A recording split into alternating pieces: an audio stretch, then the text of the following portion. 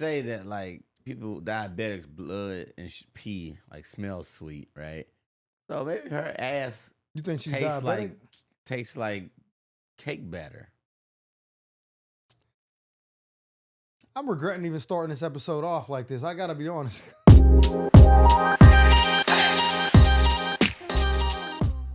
Welcome back to another episode. It's Monday.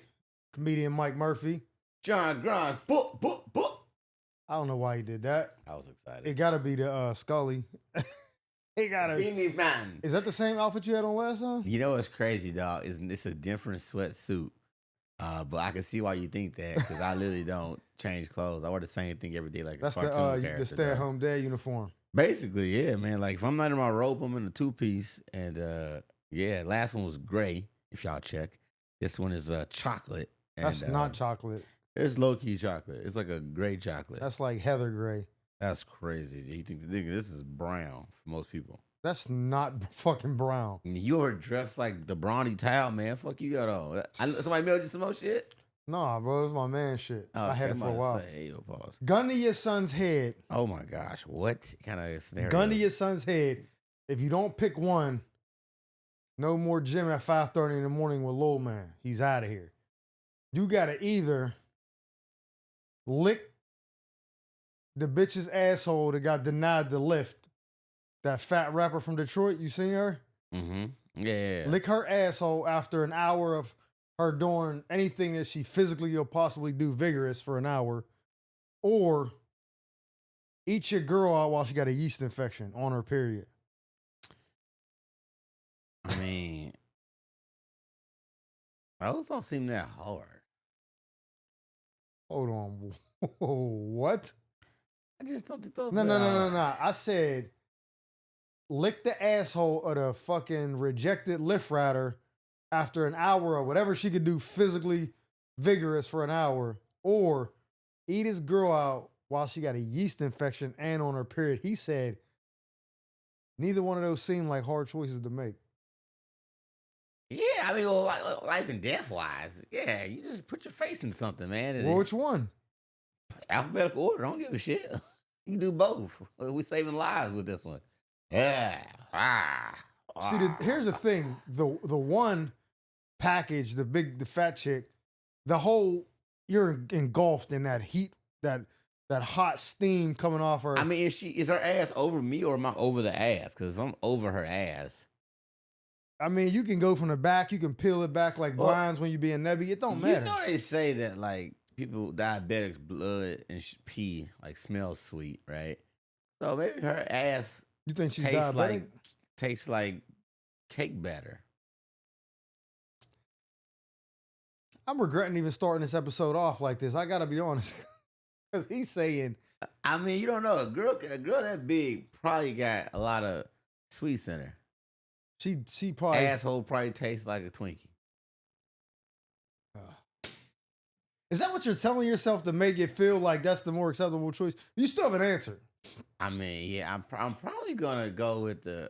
See, I think the eat now thing is easy because I feel like you don't gotta stick your tongue inside of a vagina. You can just eat the outside like a wall. I don't know what that means.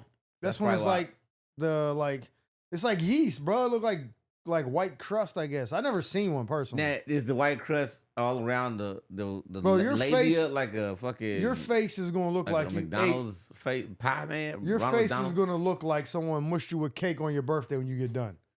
See, that's not extreme enough. You know what I'm saying? Like, yeah, I'm gonna put my face in something. We gonna win this. We gonna save kids by easily just eating somebody's nasty hind parts. So which one? It don't fuck with me mentally. I'll go with the girl I know because that seems like that's easier. I could talk to her about that later. I've probably done something weirder in my past and just don't. Okay, so you're gonna go down on your girl while she's bloody with a period yeast and yeast and make a little batter, make a little fucking pink pancake. I don't know. You ever had a Boston pancake before? He said he gonna have some red velvet pussy. Red velvet pussy? Some red velvet cake pussy. You know what a Boston pancake is? No, what is that? Boston pancake is when you shit on a girl's chest and then you pee on the shit and then you sit down on it and smash it down, make it flat. That's a Boston pancake. I don't even know what you were doing for the first half of your life You never heard of a Boston pancake, bro? That's like a common one. No, I have Or never. Alabama hot pocket. No, what the fuck is that? Tell me. I'm listening. I think the Alabama hot pocket is when you put it in a girl ass. And she farts? I think she got to shit a little bit too. Alabama hot pocket is when you fuck a girl in the ass so long that when you pull out, her ass comes out with it. I think that's and then That's it's like a hot prolapse, pocket. like a prolapse, anal prolapse. You know what that is though? Yeah, because my man breed dogs and it be happening to them. Mm. It'd be nasty, whole ass. Boston pancake, unfamiliar. Asshole coming out the other side. You got rapport with that. Yeah, because I seen it from dogs, not humans, but That's it's the same crazy. thing. Your dog? No, Like your homeboys? My man's he breeds Your dogs. man's is the dog. No, he breeds dogs. Oh, actual canines. Yeah. I thought you meant like your dog. No. His Like asshole my turned dog got his. Nah. Like training day, they like, I got my shit pushed all the way. No, you ever had your shit pushed in? Okay, who's your celebrity crush? Didn't I tell you that already? You asked me mine, but I don't remember you saying yours. Maybe I didn't. All time or currently? Let's go right now. Be Imagine. fancy, bro. I'm sure she gonna be light skinned. Oh, you know who it is? Snow Allegra. Light skin. Okay, got it. Yeah. British, right? Hey, Snow. I don't know. I think she's American. I think one of the light skinned girls got accents when they talk regular. Yeah, Snow Allegra or SZA. Ooh. Okay. Let's do this then. I'll give you Scissor first, then we'll do Snow Allegra. Okay, SZA first. Scissor say you can hit, right? Yeah. But you gotta wear a Kendrick mask and rap his lyrics while you fuck. Oh, that doesn't seem hard. You rap Squabble Up and Smash, but she sees Kendrick's face when you fucking her. I don't care whose face she sees. I know whose face I see. And it ain't Kendrick's. So It's hers. you could cosplay as another man and fuck a chick. Oh, absolutely. I'll be like, give me the script. You'll do a little cucky. I don't care what it is. It's SZA. Okay. And I'll So do some nasty shit you to her. smash Scissor as anybody. A bird, a pelican, a big bird outfit, Teletubby suit. Remember on something about last night when Kevin Hart was messing with Regina Hall and she had that chicken mask on? She could tell me to act out that, but I'm the chicken mask.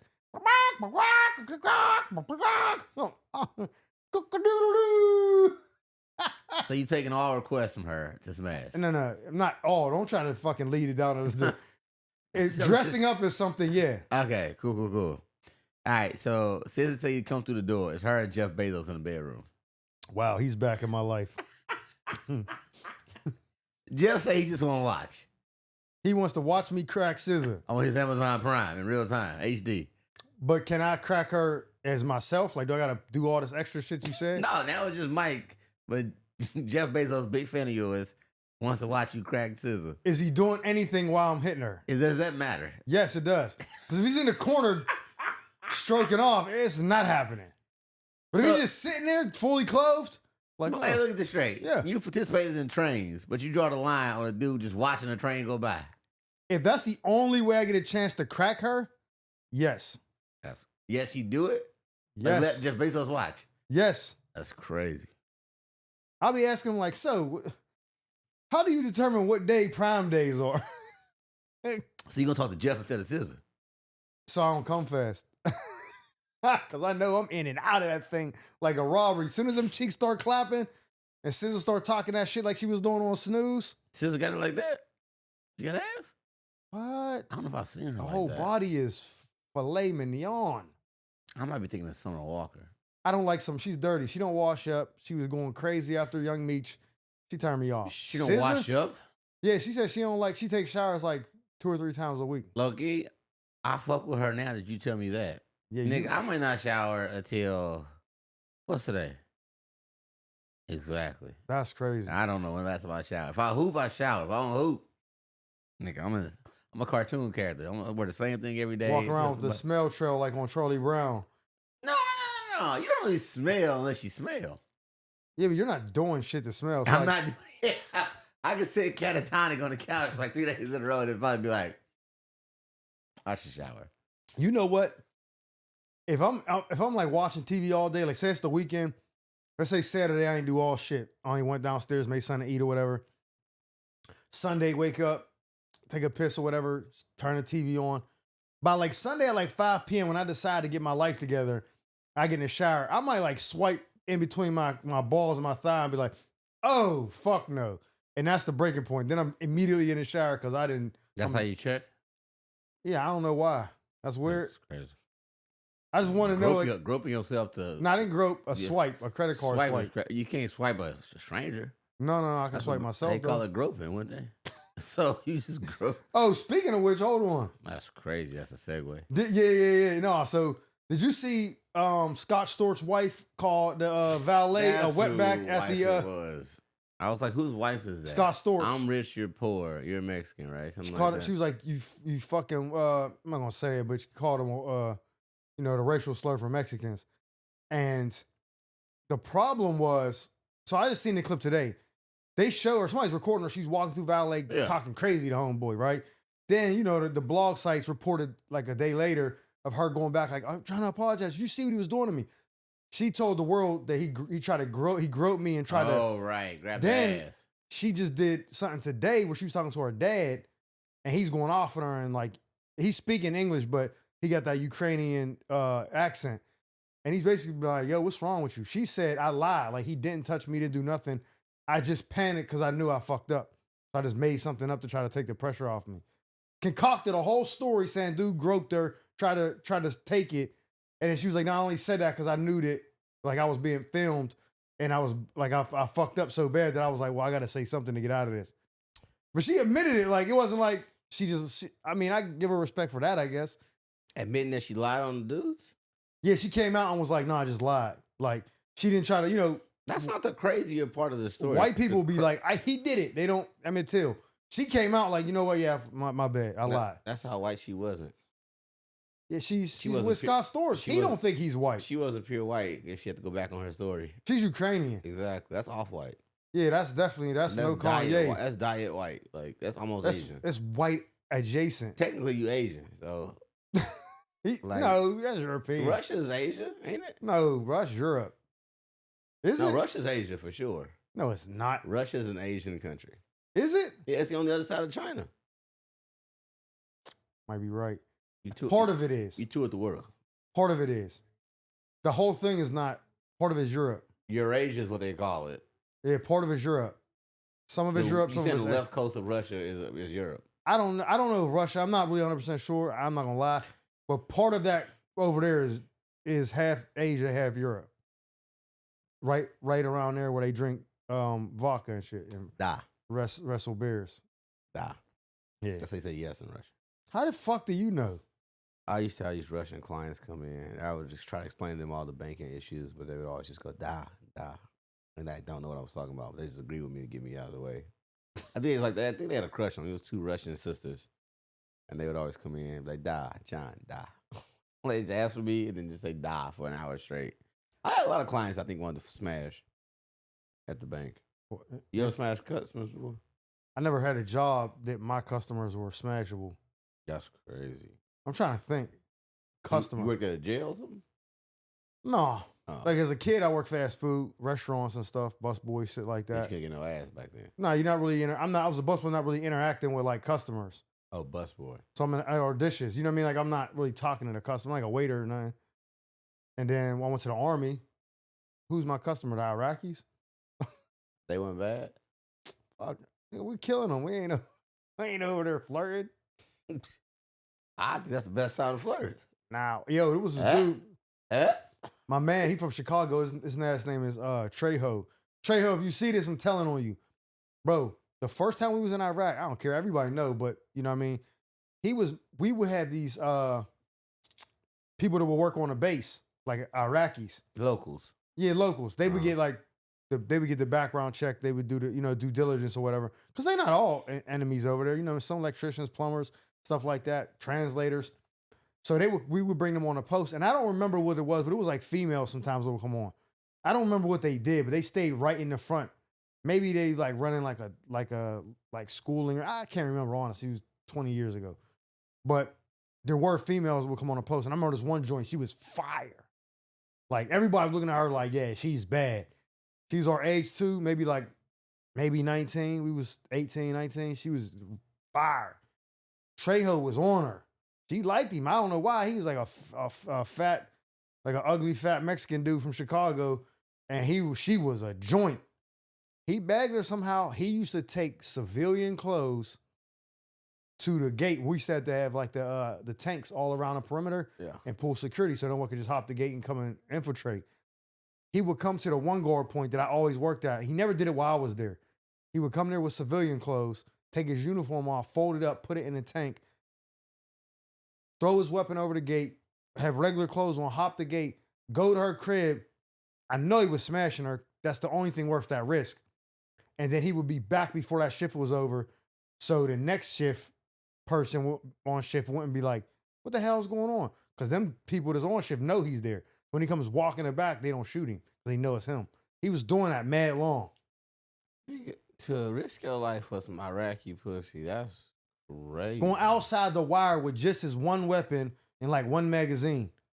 And just what in the field. So I don't make it seem like he was walking through town or nothing like that. Her house was like directly, like you could see the house from probably like 400, 500 yards away. You know what I'm saying?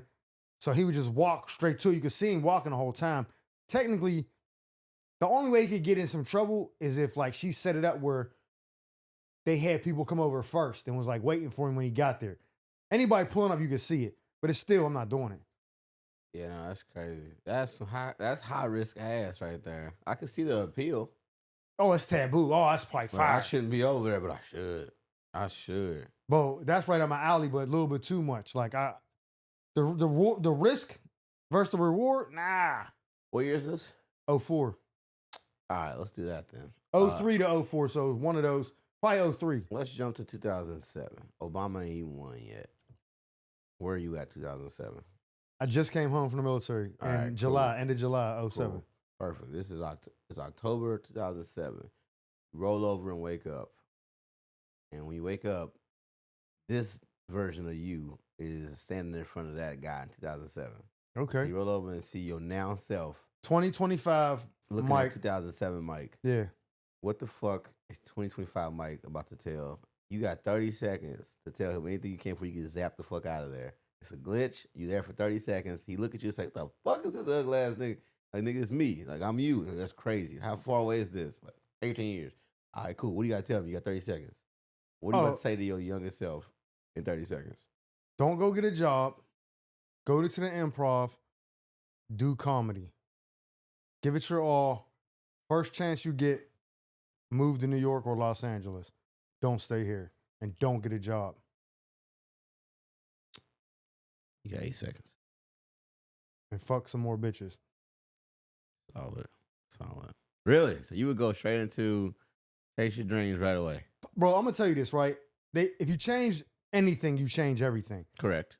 So here's the flip side. Like, I don't even know if I would be able to be in LA right now if I went back then. Maybe I wouldn't be in the situation I'm in. Right. Everything that I did led up to this causes me to be where I'm at now. So I kind of want to change it. But then a part of me be like, man, I wish I would have been doing what I loved. Remember we talked about this the other day? When you asked me like, oh, no, that wasn't you. I was talking to my boy. He said, did I ever want to be a comedian when I was a kid? And I said, I didn't even know that was a possibility. When I would see like Martin and Jamie and them, I just thought they're already famous. Yeah. That's why they could do comedy. Like, I thought that was like the, the barrier of entry. Not knowing like, oh, they was some niggas doing open mics and shit trying to get on stage and using girl names because, because it was easier to get called up. I didn't know that. So part of me wants to see what that life would be like. Like, bro, just chase your dreams from the rip. You already done the military, so you got that life experience. Now go do comedy. It is interesting to think that the life you put together now has you here versus what you think you could have done as a younger, spry, 20, 21-year-old, whatever. Like, I decided I want to do comedy when I was 19, going on 20. That's when I said, oh, shit, I'm moving to LA to do comedy. I didn't get to LA until age 25. Right? Oh, shit. So it took me 5 years to get all the way to LA. I was just moving west and west and west. I was like, fuck it, I'm going to just go. And I was like, and even 25, I thought was old. I was like, damn, I got here out here at 25. I'm old as shit. Like, I legit thought that. Yeah. And the age let's say if I said when I was 20 and I said, fuck it, I'm not going back to college this fall, I should just move to LA right now. I'm like a 5-year head start. I mean, I'd be a, 15, 16-year veteran of comedy right now, 5 more years deeper.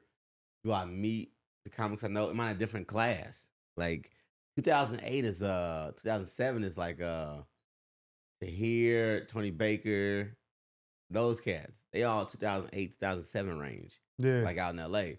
So it's like, am I running around with those guys? Because I was super young, but I was like, that's the crew of new guys that had like just moved to town, like from the Midwest. Like, I'm like, damn, that's interesting to think about.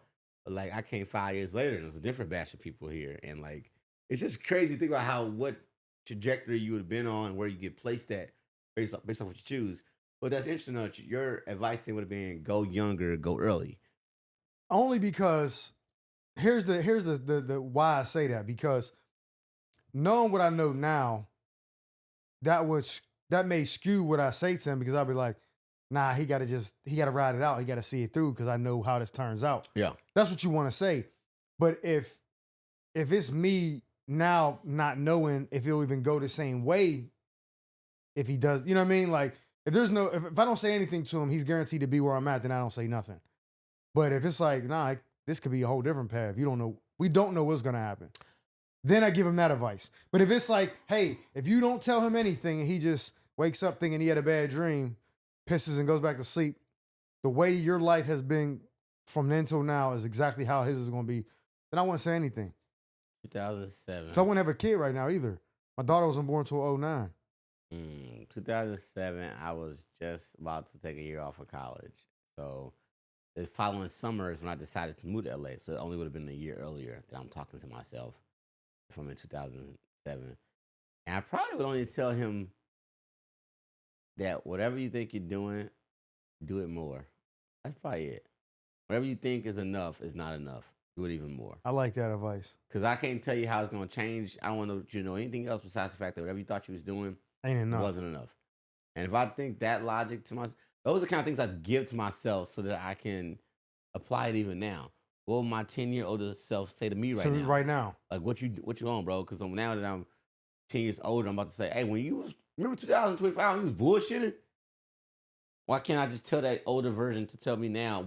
Why not just do this today? Why not just do it? Like, make yourself ask your younger self, which is your current self, why not do it right now? Whatever you're thinking about, would your older self approve of what you currently are not doing or doing? So, okay. So I'm glad you brought that up. I'm going to segue into something, but first and foremost, rest in peace to Ken Flores. My condolences go out to the family and the whole comedy community. Funny dude, man, was on a rise. And I bring him up because I seen he was on a podcast, and the dude whose podcast was on made like kind of like a... Oh, I saw that clip. And he basically said like the big leap for him was stepping out of his comfort zone, which we've been talking about this. And he's from Aurora, Illinois, which I guess is close to Chicago. Yeah. And he was saying like people from back home like, oh, if he's doing it, it's possible. I'm in Hollywood. He was on a stage with Fluffy. He was basically saying like, I'm living my dreams. I'm doing shows with my friends. And it was just like, I'm glad that he got to do that before, the untimely passing, because imagine if he thought about doing that and then whatever happened to him and he never got to do it. So to me, he's an example of you're not doing enough, go do enough. I think I saw that he had his own show he was running back in his hometown, like the creator of a show, I think it was called Latin XL. Like that was his creation. Well, yeah. And it was jumping where he was at. And like, to think that he was only 28 means that he was putting in work for the last X amount of years to even get out to Hollywood. He's only 28? He's only 28. Damn. You know what I'm saying? So think about that when it comes to like how hard you grind and how young you could be. Being in your 20s and actually putting in that kind of work is like extremely respectable, because the 20s is the time you fuck off a lot. A lot of people fuck off in their 20s. I think 20s are pivotal, because I think there's a part of that where you're young, so you want to explore shit. You don't want to listen to nobody, because at that age, that's the age you probably think you know the most. Yeah, you're fearless and reckless for sure. At 40, I know I don't know shit. And I accept it. You accept it, yeah. You know what I'm saying? At 20, you don't know that you don't know shit. You think you know shit. And even when you kind of think somebody might be proving that you don't know shit, you don't accept it. So you're like rebellious. You got all that, vigor to you. Testosterone, you got that lion mane energy. Like you just think that you can outwit whatever's in front of you. Yeah, and so you kind of like a Neanderthal. You go head down, just charging, and you got to bump your head a couple times. So like you said, for him to be 28, and he's 28 now, it's been like this last 18 months where he really started to take Been on a off. crazy run. Yeah. And So he was probably 26, 27. You know what I mean? So you got to think that was just this recently. He was putting in work before that. I've been seen him on the LA scene last couple of years, and I was like, dude, busy. And you know what the craziest thing is? You don't know nobody's story for real. So I saw him out and about, and I was like, man, he getting up a lot. But I didn't know the backstory. So it's like you don't know how people get to anywhere. And you really can't judge anybody's journey either. Because sometimes all you see is a guy on the lineup. You go, damn, how you get on that lineup? How you get that spot? Like, you don't know how much work they put in. Like, if you see me or you see yourself in the future on the lineup and some young comic walking by, jealous, you trying to figure out, why the fuck is Mike Murphy on this lineup? Why is John Grimes on this lineup? Like, what the fuck is he done? Like, who know him? Like, they're going to do that to us too. But they don't know what the shit we do all the way up until we get on the lineup. That's kind of how they did Kevin Hart when he did the Shaq Comedy All-Stars. Mm-hmm. He ended up headlining it when it was like, I think like Corey Holcomb, D-Ray, like there was like people who had mad time in, and it was like, who's this dude? And they were like, you know, there was like, not saying they were hating on him, but people. It's natural to question. We're like, that. What the fuck? You know what I mean? You wonder why. Like, why, you know what I mean? But that's what it is. I just got done, well, I ain't gonna say reading, but I listened to Sebastian Maniscalco's book that he wrote. It's like in 2018. It's like a memoir. And I didn't know this about him, but for a little while, he was touring with Andrew Dice Clay. And he tells a story about how they met and all this. And, you know, and I guess one time he asked him for advice. And Dice told him, like, don't ever compare your race to somebody else's race. Because you don't know what work they put in. What, you know what I mean? Like, your race is yours. Just don't compare yourself. And as soon as you start to do that, it'll fuck you. It'll fuck with you. Because if you see somebody who got the same amount of time in as you, and they got a Netflix special, or maybe that's a little grand, but you know, something that you think isn't that, something that you yourself personally wouldn't even fathom being possible for you at that, you know, juncture in your life or your journey, and you see somebody else got it, you be like, what the fuck? Because it don't make sense. Dude, LA will do that to you. And I'm sure New York comics feel the same way. Like, when I got out here, the guys I was open micing with, when I thought we all just open mic and this is kind of it for us and we'll figure it out along the way, something big will happen down the line. And like a year or two later, somebody jump off and you go, hey, he was just micing with us. What the fuck? You can really get plucked out of the field and get turned on? Like I used to open mic with Jack Knight, dog. We were open micers. I would go to his mic. He had a mic called House of Tacos. And we just doing our little 3-minute sets here and there. And then one day I go to a comedy festival in Orange County. And I'm going to see Louis C.K. in it and shit. And I see Jack Knight name on the board. And I go, Jack on the show. Like, I'm like, yo, Jack younger than me. Like, and I'm like, I've been out here only a year or so, max. And I'm like, dang, Jack on this show. We was just doing his open mic, like maybe 6 months earlier, bro. Like, it was so fast. And I was just like, damn, dog, you really can make it out the hood. And I turned to open mic in LA and then really be on some shit. Because he went from that, and then he did like the Netflix stand-up spot. Then he did the Comedy Central. And he taped a pilot show. And I was just like, now I'm seeing him everywhere. And I'm like, yo, dog, like, you killing shit. Like, it was just crazy to see a person you open mic with. And like Chris Estrada. I used to open mic with Chris Estrada. I don't know who that is. He had a show called This Fool on Jamar Neighbors TV show. Remember Jamar Neighbors got on the TV show for a minute? Yeah. It was about like a Mexicans. Cholo. Yeah. Chris Estrada, like, he created the show and like wrote it up and like. And what's his name is the star that Frankie Quinones. Frankie, yeah. So like that show, like we open micing with Chris, like doing sets every night. Like he used to, like, I show Student Comedy we had almost all these comics on our show. Think about it. We doing mics with Denny Love, and now he tours with Chris D'Elia. Bro, mics, like it's insane. Like, we all in the same pit. Like, we all in the same pit trying to get out this pit, like the gulag or something. And people get out earlier than others, get out later than others. What's helped me out, and it's not necessarily like I need to compare myself to him, but I kind of told myself, like, hey, I don't think my trajectory is going to be an instant slap for people. Like, the way I am and the way I deliver my comedy, the way I'm stubborn with my ways, I'm committed to this, like, person I am. It's not going to be overnight success for me. I would rather liken my career journey to a Patrice or a Bill Burr, where you be out here and people know you funny, but you might not get your big pop until later. And Bill Burr, if I'm not mistaken, didn't tape his first hour special until he was 40. So he said, And like that's probably, I don't know how long he was into his career, but it had to be more than 10 plus years. But 40 is when he got a Comedy Central hour. so my Bill Burr story, Bill doesn't really, when he does come out, he usually does the Comedy Store. If he's working on something, that's where he usually goes, right? Yep. Never seen him at the Improv, never seen him at the Laugh Factory. Anytime I see that he came out or he's on the list, is always the Comedy Store. So I guess he didn't realize that after COVID, the Comedy Store isn't open on Sundays anymore, when it used to be open every day of the year, even Christmas. So he came down on a Sunday to the Comedy Store, seeing that it wasn't there, came down to the Laugh Factory. It's Chocolate Sunday, so it's, the Black Night. DL's there on the first show. Bill comes in. I was sitting in the stool. I go to the bathroom. I come back and go to sit down.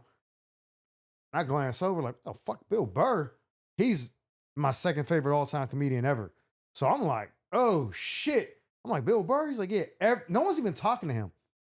It's like, you ever see that video where the dude's playing the instrument in the subway and people were just walking past him and they're like, he did that the day before and tickets were like $5,000 each or some shit. Like, no one knew who he was. That's how they were treating Bill Burr.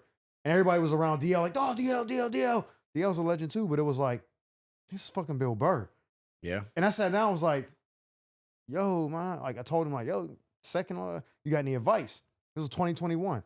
He was like, my advice isn't really applicable anymore because the scene has changed. He said, I wasn't getting up in LA. That's what I asked him for advice on getting up. And he was like, I wasn't getting up in LA, so I moved to Boston, back to Boston. He's like, then I started The Buzz or whatever, New York, all that with Patrice and them. Then I came back to LA and then they welcomed me. Then it was, I can get up whenever I want. He was like, so I'm not telling you to move to New York or none of that. He was like, because probably it's not that easy for you. He was like, but just get up whenever you can. I don't care if it's a taco stand, a bar. Get up wherever you can and work the material because you never know what happens from it. And I was like, damn, man, I appreciate it. He was like, you look like Franco Harris, fucking beard like that. Like it was lower. And I'm from Pittsburgh. He's like, you fucking look like Franco Harris. And I felt like honored. Like I don't look like him, but I was like, Bill Burr. I've not met Bill. I've been around Bill Burr. I've been like 2 seats away from Bill Burr, but I didn't formally meet him. But that's your number 2. Who's your number 1? Chappelle. Okay, so Dave is my number 1 too.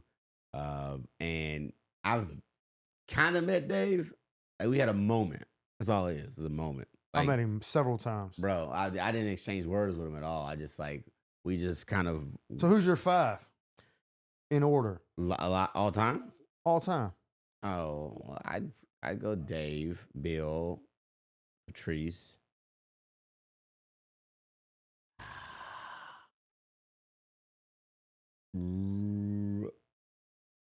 Richard Pryor, and I kind of got to throw him in there because I like his humor a little too much to ignore it. Cat. Yeah. So for me, I'm gonna go. I leave Eddie off all lists because he's just, to me, as a standalone person. I don't use him on I do Chappelle. I do Burr. I do Rock. Chris Rock. Let me look at this. My wall.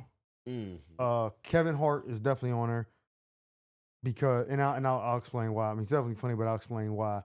And then for my 5th, it's probably going to be Cat. And here's why I don't say Richard. I don't say a lot of those older guys. I acknowledge the greatness. Like, even with Eddie, here's the thing. If you ask a kid now who's his favorite rapper, he's not saying Jay-Z. Right. And it's not disrespectful to Jay-Z, but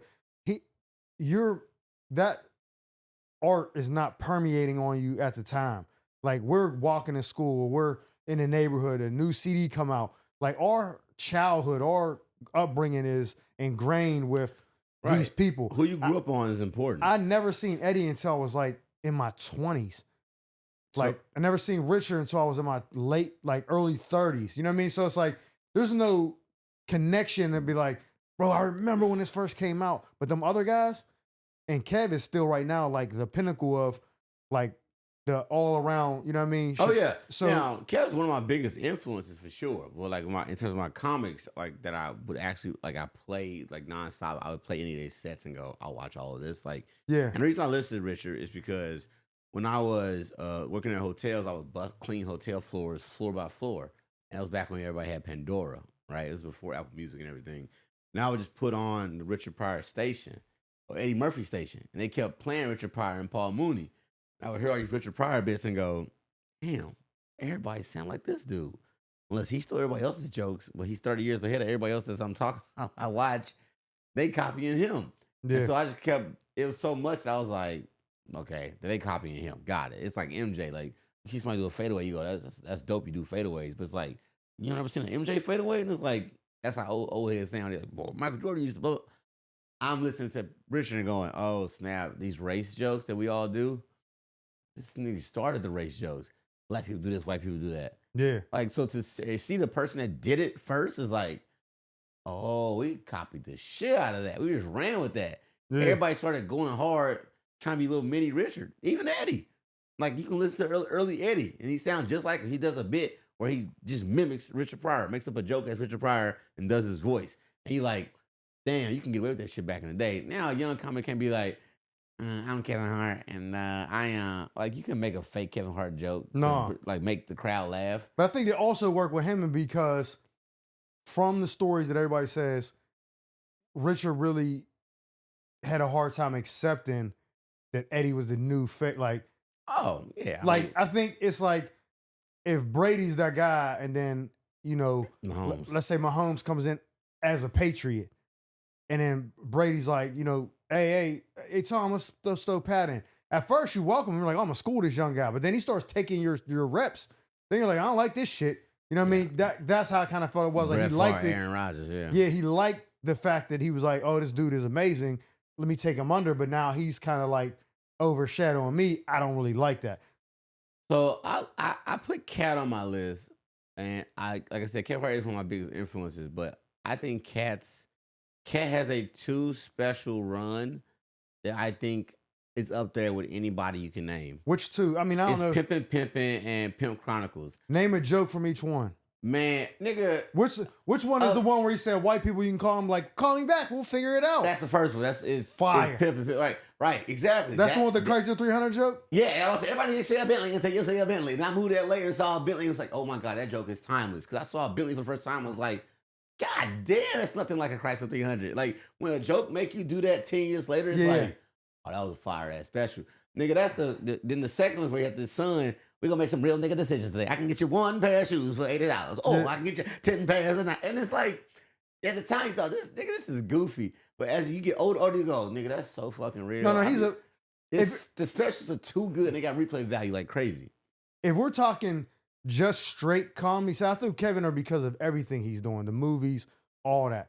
But if we're talking about just on stage, I would take Kevin Hart out and I would put George Carlin in there. I mean, it's hard to take. Yeah, because that's that kind of comedy isn't my style of comedy, but it's a style of comedy I like to listen to. So you just mentioned something else that just made me remember. So I was not a big Chris Rock guy because I didn't have access to Chris Rock.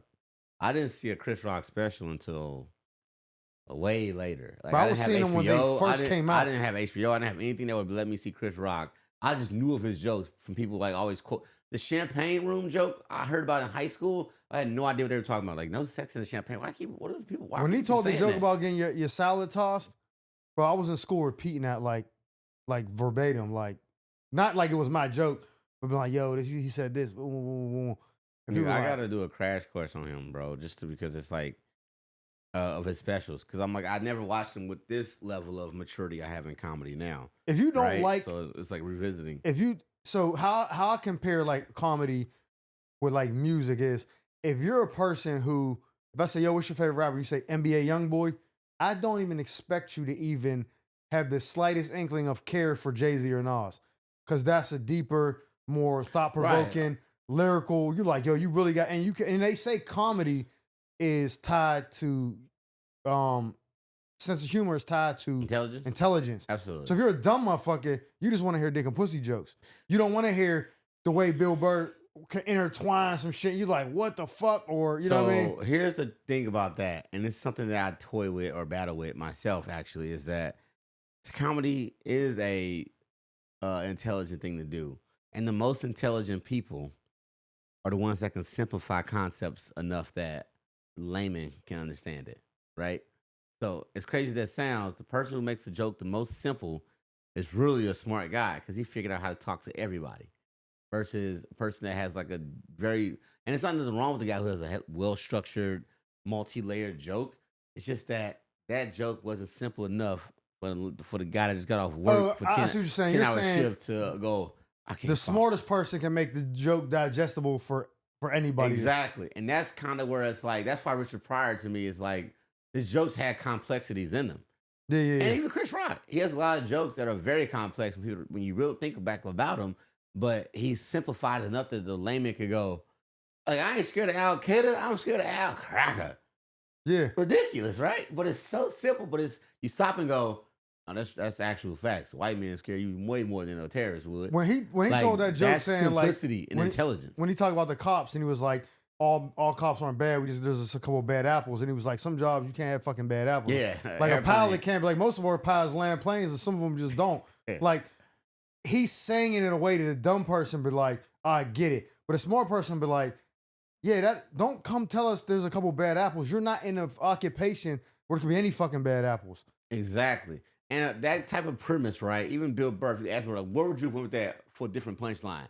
He would have went a different route of like, yeah, I would have went to like a fucking vote. Like he would have turned into like some kind of like a grocery store or a voting like something that a little bit more complex than sometimes we land planes or like something like a few bad apples don't land their planes. But like to me, that's the impressive part of Chris is that he was able to like get everybody to understand the premise so easily. And that's before like you know how rap went to that phase where it was like, I'm on the block, Super Bowl, like that kind of rap. Oh, yeah. But like when that rappers all turned to that, and it was like, okay, that's how everybody understands my metaphors now by just saying the word that makes everybody understand what the last bar was Rollie about. on my wrist, bust down. Exactly. That to me is how Chris Rock was able to turn complex conversations and then supply it with an example immediately after. But the example's funny too, make everybody comedians go, oh, so if you just do that, you could make everybody understand your bit better. So let me ask you I this. think he turned the corner for comedians by doing that. Who do you think black people hate more and say it's not funny, Chris Rock or Kevin Hart? They turned on Kevin Hart recently. I don't know why. Just like maybe 2 or 3 years ago, Kevin Hart, they turned on Kevin Hart. No, it's longer than that. They turned on Chris Rock. They turned on Kevin Hart like at least 6 years, 7 years ago. Okay, they turned on Because I've been out here for 5 years and it was happening They well turned on before Chris that. Rock after that. I Think I Love My Wife movie. Like that one got off, and then like they fuck with that. I think it was a black hair movie he might have did, but then after that, they act like he like married a white chick or something. Like how weird they got on him. Yeah. And And those are the two black comedians generations. that I think that black people be like, I don't think he's never been funny. And I hear it all the time. The correlation to me is that they got more white Audience base. success. But Chappelle does too. But Chappelle, and I think black people will never admit this, I don't think black people were big Chappelle fans. Like they weren't the heart of his core fan base. They're still not. They never were. So they don't feel like they lost him or gained him. They just go, oh, that's a successful black man that we know very well about. Okay. So you're saying They can't turn on him because they never were on him like that. Chris and Kev both had black fan bases and then lost them to predominantly white fan Absolutely. bases. Because what was his first special called? Second one, Bigger and Blacker? Bigger and Blacker was the second one. He was, after they lost Eddie and lost Richard, Chris came in and it was like, oh shit, this is our LeBron. Like he's coming in as the next person after Kobe. You know what I'm saying? Like he came in heavy.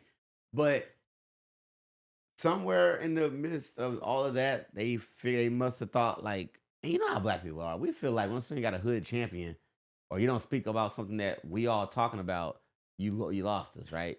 And I think Kevin Hart's material or his popularity and how he expanded his material for that diverse audience, niggas is like, that joke ain't for me, dog. Fuck. Like, that's how niggas be. But what he said was, in one of his specials, he told a joke where like his kid's school was asking him to be like at the front desk of like he was like, man, have Terry Crews do it. Like, I'm fucking Kevin Hart.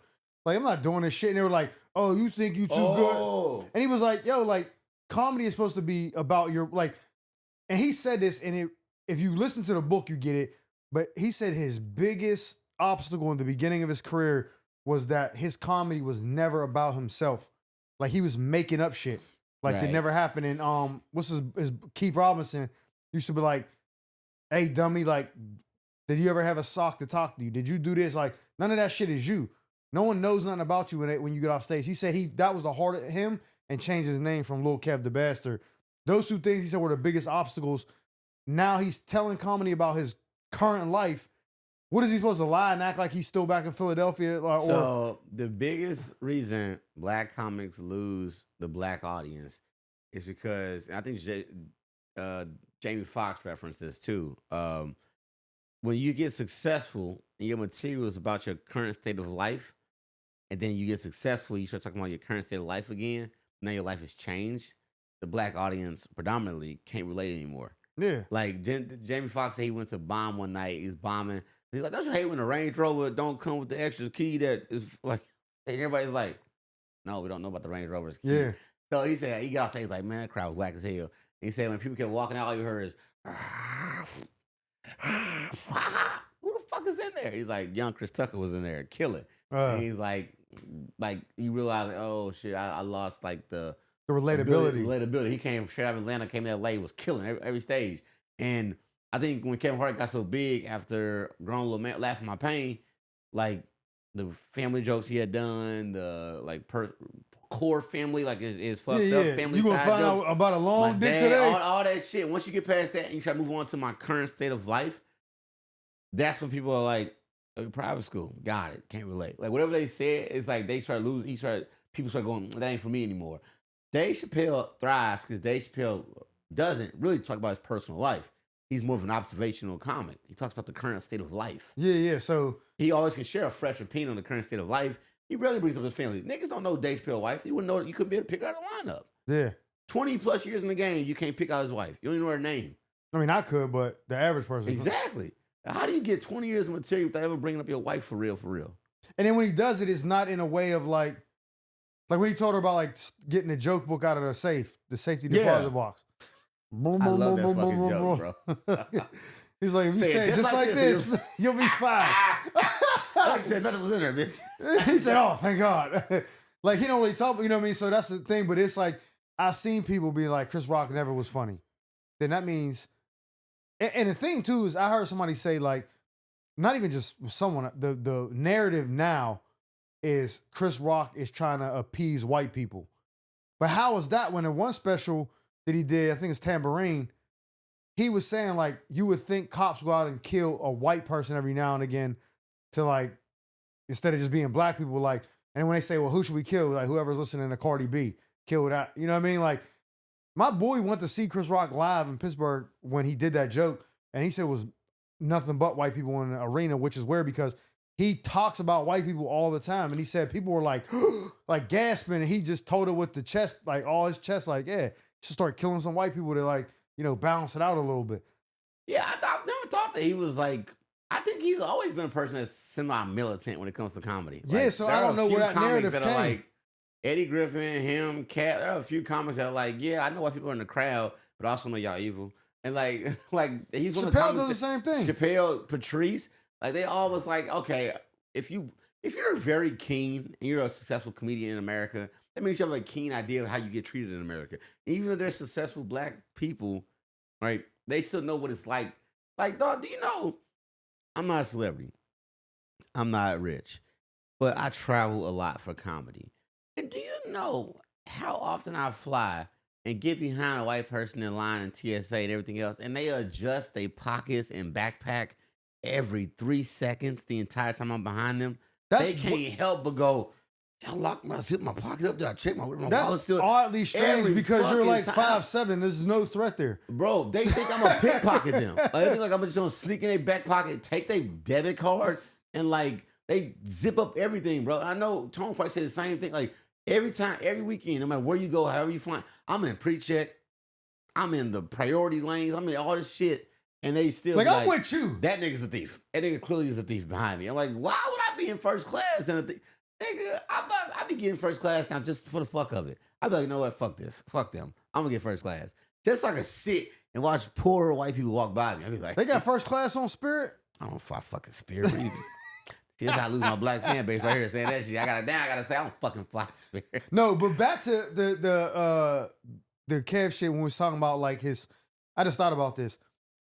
When I first moved out here, December 2019, it took me about like 3 or 4 weeks to get settled in before I start hitting the clubs. And the first show I went to was a Chocolate Sunday show.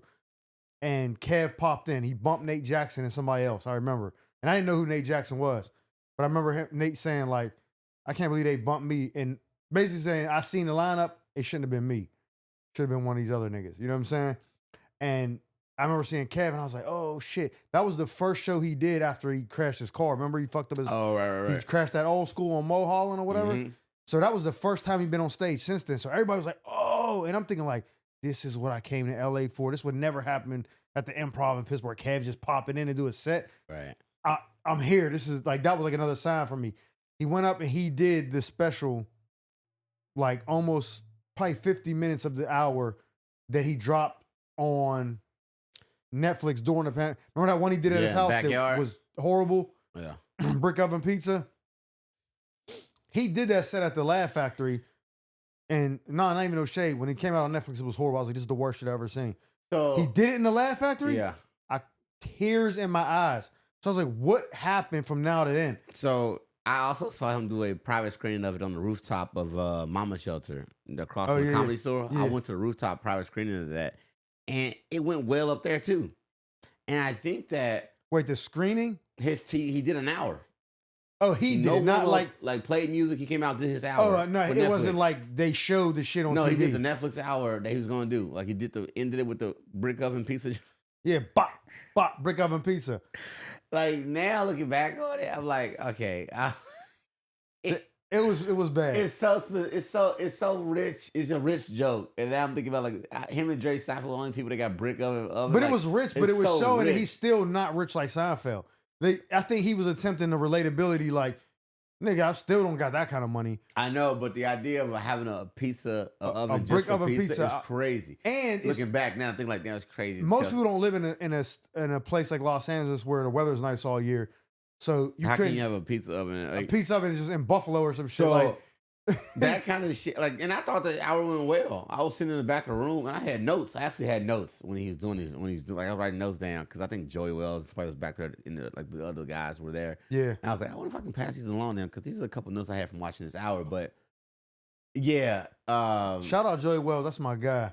Solid, very solid. Harry guy. Autumn. I fuck with them. They fuck with me too.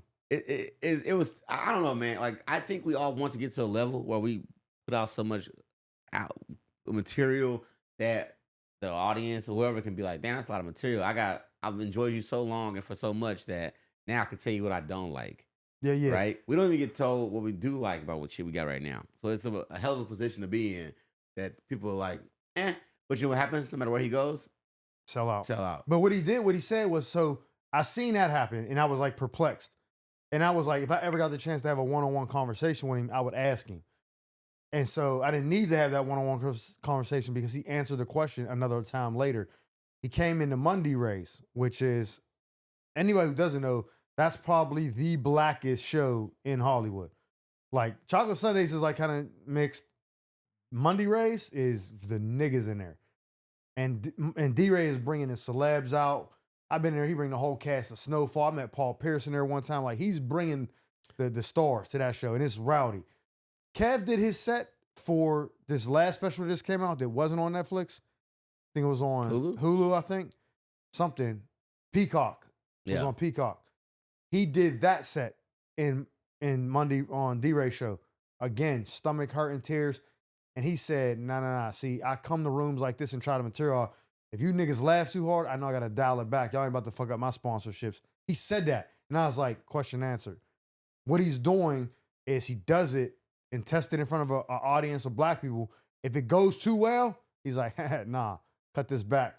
This is too much. Yeah, I don't think anybody that people say is fun, like lost their funny, they're not less funny. They're just not doing the jokes you want anymore. Yeah, they're catering to the money. If Kerry came in here right now, he would out joke us both right now. Bro, when he did the stream with Casanat and Drewski. You can't make naturally funny people not funny. Like you can't, like that's like saying like the Hulk Hogan, no matter how old he get, he ain't strong. Hulk Hogan's still strong, though. Yeah. He still slapped the fuck out of you. Like, he just ain't the one he was fucking battling Macho Man Randy Savage. It don't matter. Like, so like when people say they don't like somebody's material anymore, I'm like, yeah, I think that you just don't, you miss the jokes that you think you want. Remember Hove said if you want the old Hove, buy the old albums. Old albums, yeah. Like people. That's the gift and the curse about any artist. Success Is the success because you want the mixtape version of them still forever. It's like, bro, Jay-Z that's my favorite rapper of all time, right? And he's come out with, I don't even know how many studio albums he got. I lost track. But none of those albums have any effect on me the way Reasonable Doubt does. Nas came out with all these King's Disease, fire. It will never be better. They will never hit the way it was written in Illmatic, dude. Like for me, especially it was written. I think that's better than Illmatic, even though Illmatic was very good. I think it was written was better. But no matter how good it is, Black Album, Blueprint, none of it makes me feel like Reasonable Doubt. But I also know that he has to evolve. You can't still be the nigga talking about slinging drugs. The only person who can do that's Pusha T. So do you know why I think that people's earliest work is their best work? The hungriest. Most relatable. And I think that's the shit they was doing the most, the longest. What do you mean? Like, I think the Reasonable Doubt, those songs, those tracks, he spent the most time on those songs and those tracks. Everything else, they started getting to microwave. Hey, we need another album now. First album was great. Let's make a new one. Like someone's first hour, it's like, these are the jokes I've been working on for 10 years. 10 years. And that first hour should be fire because this is the most refined version of jokes you're going to see. Especially used to come out every 5 to 7 years. Now they come out every other year. Yeah. Who's going to drop a fire hour every other year? Yeah. Nobody. Or have you watched both of David Arnold's specials? No. Okay, so the first one's not on Netflix no more. It was called Fat Ballerina. Fat Ballerina, yeah. I think I've seen that actually. The second one is called It Ain't For The Weak. Yeah. And so both of them dope. I like It Ain't For The Weak better. You can actually see the growth in, like, it's fucking crazy. Like, what the fuck? Like, it's totally different, but I love them both. I don't remember if it's one of those specials, he told me that he have a joke that he had been doing for 8 years, but nobody's seen it. Just in LA, he wasn't touring because he was writing on shows. So when he did a special, he's like, I'm doing that joke. When it came out, people told him like, yo, that was the funniest joke at all. Everyone loved it. He's like, that joke's 8, 9 years old or whatever. And it was like, no one's seen it. Dude, this is why I think to myself, like, yo, if I blow up, or when I blow up, I'm gonna have a couple hours in the first few years because I have an hour I did back in my hometown in St. Louis. I don't do any of those jokes. Is it good? When you look back, are you like, ew, I was telling that joke? To this day, if you put a gun to my head, it's one of the 2 best sets I ever had in my life. Shit. Like, it's one of the 2 best. It was the first time I ever headlined. So my friend recorded 34 minutes of it. She said, I ran out of memory space, but here's 34 minutes of this footage. And I was like, I was on stage longer than 34 minutes. I watched the video where her hair's cut off at. Yeah. I had done it easily at least another 12 or 15 minutes after that. So I'd done 45 minutes without even realizing it. I just knew I had planned the headline. And I'm telling you, dog, those jokes, if I pull up the footage right now, I'm like, yo, these jokes can work in any city. I just was so excited to go back to my hometown that I had planned this whole hour out that I just did it. But when I got back to LA and did all these jokes, I left all those jokes back there in St. Louis. I thought that was local jokes that nobody else would get. And so I just like, they ain't gonna work out here in LA. I'm gonna go back to my other shows in LA. And so I brought 2 of those jokes on the tour with me. And recently, both went fine. My half hour I did from 5 years ago. Dude, the spirit joke is from that half hour from 6 years ago. For real? Yes. Like people think that's new. It's not a new joke. I did that joke. My special has 2,000 views on YouTube. So I was like, why am I stopping? Wait, the spirit joke? Yes. About the... Yes, bro. All I did was take the news that happened 3 months ago and turn it into the rest of the joke from my half hour. Oh, shit. So I was like, this segue from that news to my joke from the half hour. Then shit hit so hard, I'd be like, so I stopped doing that joke for 5 fucking years just to wait for a headline to bring it back out. And now motherfuckers is cracking the fuck up when I do that joke. And I'm like, bro, it's insane. I was like, dang, so all these jokes just needs the right audience. I stopped doing them, but they weren't done. They were great jokes that I just stopped doing. So I got like an hour and a half of that kind of material. You know, it's funny. Like, so one of the comedians, I don't want to say up and coming, but that is the right word, is Ryan Davis, right? And so I told the story before, but I started doing comedy 2012, did it for like a year, maybe a year and a half, then stopped. Randomly ran into a dude in 2019 that said he was throwing a comedy show. The headliner was DC Young Fly and Ryan Davis was the feature. He's like, oh, we need an opener. I'm like, what the fuck you telling me? Books me on the show. Long story short, I agreed to it. Like I just kind of was like, one of those. Didn't say yes or no. 3 days before the show, he hits me, yo, you need to, you ready? 5 comp tickets. I'm like, oh shit. So I just hurry up and wrote current event jokes. Some shit about Trump, some black families, but white family shit. I don't want to say hacky, but yeah, in a sense, you know what I mean? Just I had to do something quick. Yeah. He calls me the day of the show and says, yo, can you pick Ryan up from the airport?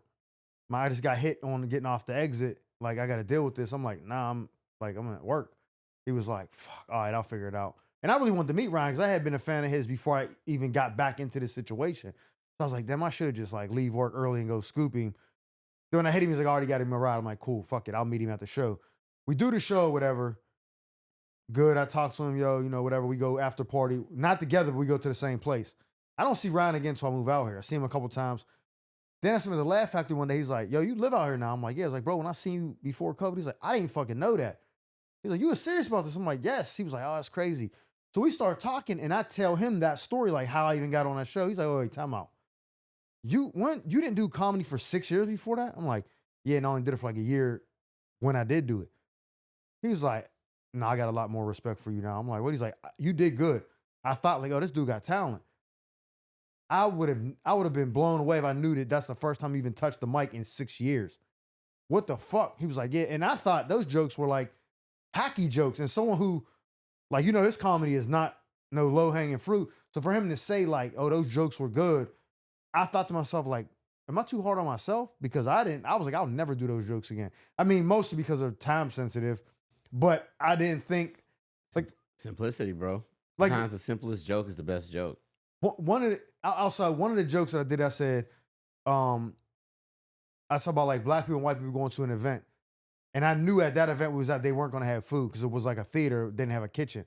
So I was like, yeah, black people, y'all have found out they didn't serve food here. Y'all have been like, ain't this some fucking bullshit? All this money I paid for this thing, these niggas ain't got food. Glad I brought food in with me. Like, and I'm like, black people bring shit into the movie theaters, personal pan pizza, 2-liter. I start naming shit, right? People, I'm like, they got a plate from, they bought off Instagram. They're crying, laughing. I'm like, white people were like, oh, it would have been nice to have a kitchen, but glad we ate supper before we got here. They bust out. And I was like, yeah, what the fuck is supper? First time I heard that, I was over my white friend's house. He was like, you staying for supper? I thought that was like Bible study or some shit.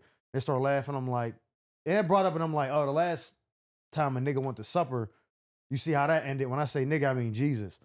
And it was more like just like the shock value, but I'm like, the last supper, like, it killed this nigga. You know what I'm saying? I'm like, I said that, and the way I wrote it was definitely better than the way I'm telling it. But they were laughing like, oh, this is funny. He was like, yeah. But I was like, I thought it was stupid. Like, just from listening to that right there, all of that was straight to the point, no fat.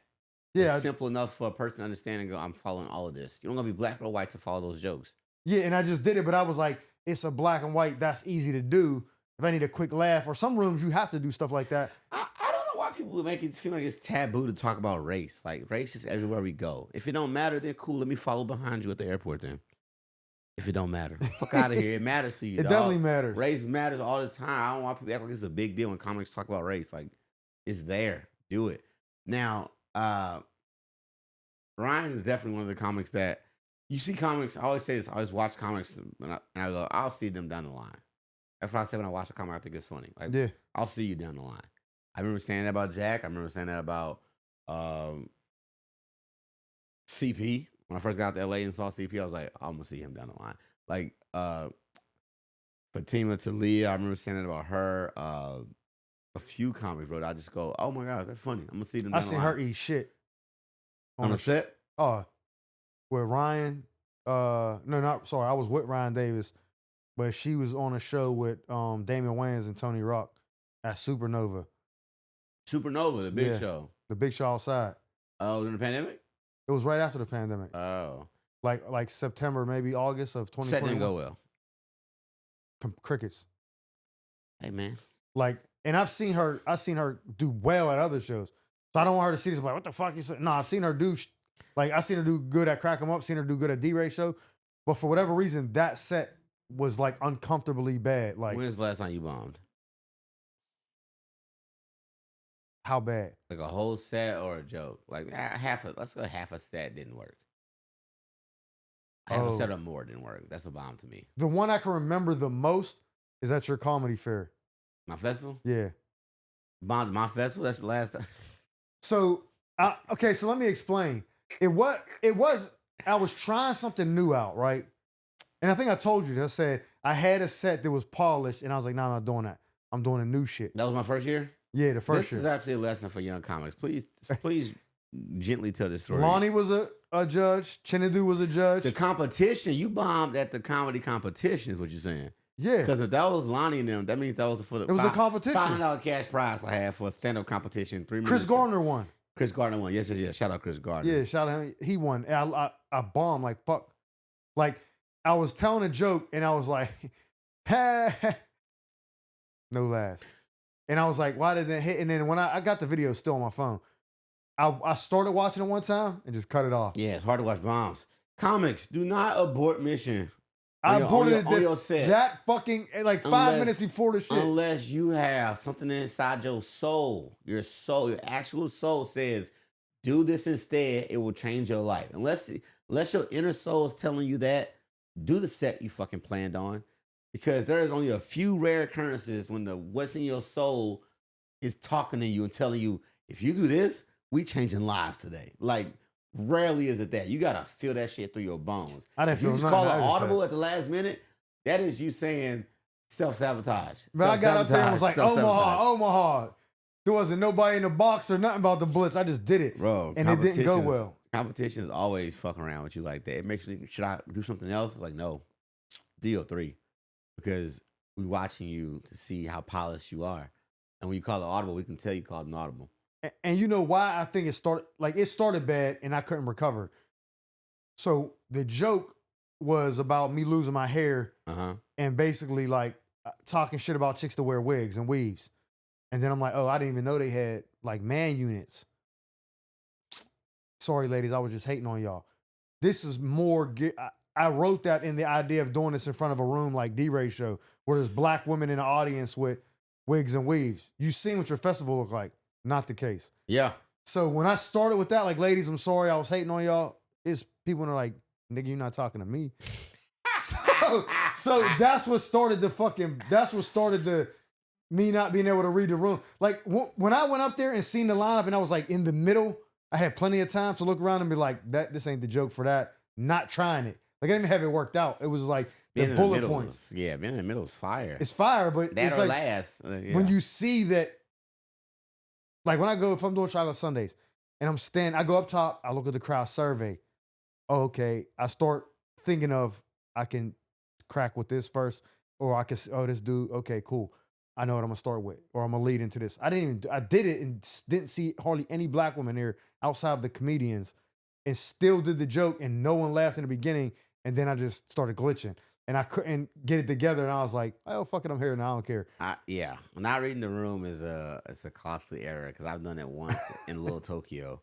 I did an Asian joke, and it just bombed so hard. I was like, I saw the all Asian room. Why did I still tell that joke? Yeah, you fucking. Like, I remember that bomb so well. But like, speaking of bombs, going the opposite way of bombs, let's talk about successes real quick before we move on. But we're doing shows. Niggas got shows coming up. Yeah. 2 shows. You got 2 shows? 5 now. 5 now. No, I was telling you 2 minutes. Oh, yeah. Okay. For a horror stop. So, you want to run down what you got coming up for the streets real quick? Yeah, so we got okay. Sacramento, Laughs Unlimited, June 18th. May 4th, Mic Drop, Phoenix or Chandler. April 6th, Mic Drop, San Diego. Then I got the call yesterday from Dangerfields in New York. Father's Day, June 15th. Damn. Then today, my man, Willie Colon, ex-Stiller, big fan of mine. I fuck with him. He hits me up, Gotham Comedy Club, April 10th. Sick. Not the headline. It's like a annual event, like a comedy show, but on the lineup. He's going to shoot me the details, but that's like, I'm on it, but it's the details are tentative, but that's what it is. Look at this, y'all. Mike quit his job, and the streets came calling right away. So, yeah. So that's what I got. Rewind back, y'all. We talked about this. As soon as he left his job, all the shit gonna start falling into place. And I'll say this. Place. I'm gonna say this. The 3, I told you I hit my manager had those contacts from before. I reached out to like, yes, we would love to have you. I'm like, bet. Dangerfield just DM me. That's crazy. Randomly, like, can we get you to headline our show in New York City? Yes. Absolutely. Then today, my man hit me, bro, call me. I got something for you. I want to holler at you. Bet, what's good? Yo, can I put you on the show? Me and Steve Mazzelli. I'm like, oh, that's used to be Sebastian Maniscalco's manager. He was like, yeah, back in the day. I'm like, that's crazy. He was like, yeah, he's the co-owner of Gotham. He was like, we do this. I want you on it. He told me to turn in a list this week. I was going to make sure he was available. I'm like, yeah. He's like, all right, you're good. I'll hit you when I get the details. Boom, boom, boom. That crazy. All happened as soon as I decided this is what I'm doing. That's life. That's life right there, man. As soon as you hit these streets and commit, the streets return to love. You just got to keep rolling in that wave. You got to. I'm finalizing it right now, but I'm going back home to St. Louis March 14th, 314. Ironic, that's the city holiday because the area code for St. Louis 314. Yeah. It's 314, March 14th. That's what y'all call it, the Lou Day or some shit. Yeah, Lou Day. Yeah, I'm back in St. Louis, so one night only at the City Winery. So I'll have details very shortly. By the time this come out, I should have details. So St. Louis, anybody ever watches on St. Louis, I'll be back March 14th. Real quick before you rap, not long. There's a rapper from your city I follow. I followed him because I thought it was like a joke. And his music is like weird. I want to know if you know him. He got a song, it's called like Bouncing That Ass or some shit. He's black dude with dreads, glasses. Glasses? Yeah. The lyrics of the song sound gay, but I guess it's how y'all talk. That's not how we talk. He said bouncing your ass means like fucking around, like. Yeah, you gotta verify that. I don't know who that is. I gotta find his name right now before we rap. Hold on. Rockin' John. I think I might have heard of that, but no. Yeah, Rockin' John, dog. I was up, now I'm down. I fucked up my bag, but that's what I get. Should have been bouncing my ass. I bounced my ass, looking like a nosy bag. No, please turn that off. That's not St. Louis. I don't know who that is, but that nigga, he's from St. Louis, dog. I made a video like clowning him, like not clowning him, like, yo, bro, you gotta explain the lyrics. Genius ain't. I don't know what this bouncing his ass shit is, and everybody's like, whoa, pause. And he followed me, and I followed him back like, fuck it, he's chasing his dream. But he's representing the Lou. He shouldn't have been bouncing that ass. I need to know what side. St. Louis is a small city, but I need to know what side you from. That's crazy. I ain't heard about you bounce that ass where I'm from, so. Well. That's a crazy way to end the episode.